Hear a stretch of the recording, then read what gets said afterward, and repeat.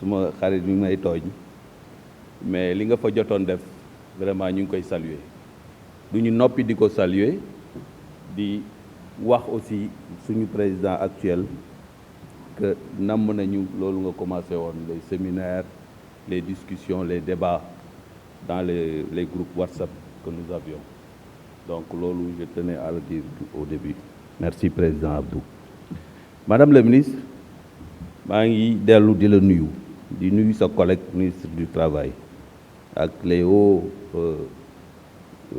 administrateurs yi la gunge di nuyu suma collègue député yëpp. Nous avons attendu la fin des débats pour prendre la parole et vous rendre un hommage, vous féliciter. Kontaan ci li ngay def depuis que vous êtes à la tête de ce département. Vous jouez votre rôle d'avocate.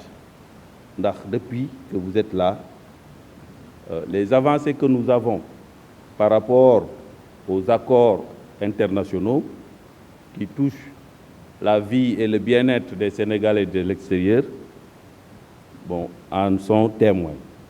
Juste devant nous, on a traité tout de suite l'accord qu'il y a avec l'Espagne. Loo xam ni musuñu ko espérer avoir entre le Sénégal et les pays comme l'Espagne. Yi nga xam ni ñu ci ëpp c'est des conservateurs. Donc ñu ngi lay encourager pour nga poursuivre ces efforts-là pour que ñu mën ko am ci yeneen réew, surtout en Afrique du Nord, d'où je viens. Vous savez les difficultés que nous avons, les Sénégalais qui sont là-bas, surtout au Maroc et en Égypte. Ñu ci ëpp ci ay centre d'appel la ñuy liggéey mais mënuñu am portabilité ci seeni assurance ak bu ñu retraité du ñu mën a déplacer wu ak seeni indemnité di ko recevoir au Sénégal. Donc cet accord-là ñun soxla nañ ko en Afrique du Nord, surtout dans les pays du Maghreb. Madame la ministre, ñu ngi lay sant aussi ci li nga wax ci rapatriement des corps daf di problème boo xam ni du yéen rek la sonnal même ñun daf ñu sonnal nous les députés de la diaspora du ñu toog semaine te jotuñu des appels de l'étranger de nos compatriotes pour ñoom c'est une obligation bala moo egg si yéen suñu lay njëkk a jaar dañuy sonn moo tax ñu ni leen il faut écrire il faut appeler et c'est des choses que nous vivons tout le temps. Donc je crois que il faut que ñu mener benn campagne de communication pour mieux les conscientiser sur ce problème. C'est pas un devoir.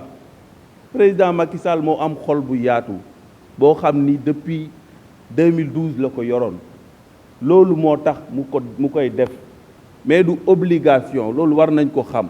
Il faut que ñun ñu organiser wu pour toppatoo loolu à notre niveau localement. La diaspora est bien organisée. Il y a des associations, il y a des groupements d'associations, il y a des unions d'associations, il y a des daïra, il y a beaucoup d'organisations dans la diaspora. Ñooñu bu ñu dollee seen organisation bu ñu ko parfaire dinañ mën a prendre en charge ces problèmes de rapatriement de corps. 600 millions, c'est beaucoup, c'est énorme. Hein, avec nos budgets que nous avons, c'est énorme.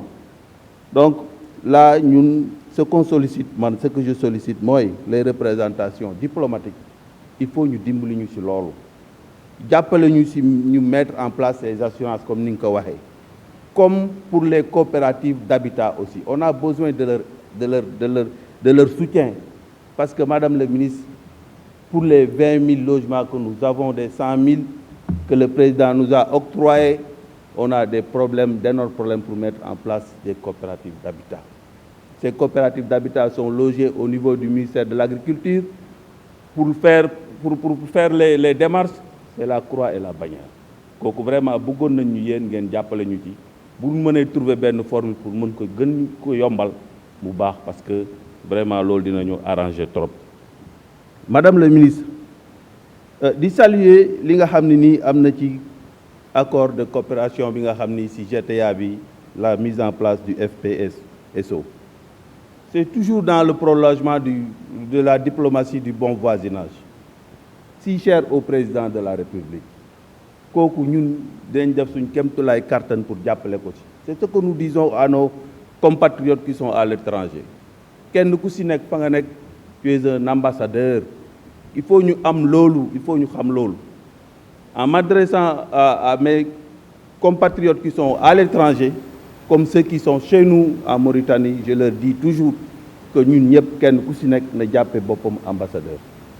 te yàlla dimbali nañu nag avec le président Macky Sall les relations avec la Mauritanie à travers son homologue le président Ould Ghazouani léegi ñu ngi sant yàlla bu baax les relations sont à bon fixe kon nañ ci profito jàppale leen yéen jàppale les deux présidents pour que loolu mën a jur yeneen yu gën a bari ci loolu par transition dinaa wax ni actuellement madame le ministre il est temps de reposer le problème de la rupture de charge au niveau de la frontière de Rosso.